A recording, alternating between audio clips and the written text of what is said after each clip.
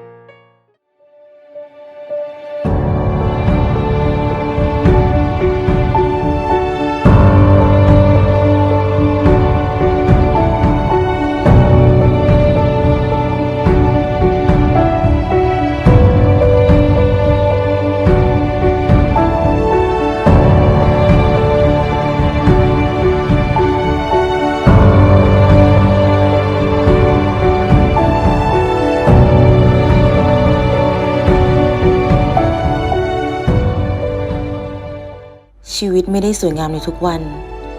ส่วนใหญ่มักจะผิดหวังด้วยซ้ำไปบางครั้งวันที่สวยงามไม่ได้มาจากความสมบูรณ์แบบวันที่สวยงามที่สุดคือวันที่ได้เป็นส่วนหนึ่งให้ทุกคนได้ก้าวผ่านปัญหาเงินชัยโยเราพร้อมช่วยเหลือทุกปัญหาเพื่อคนไทย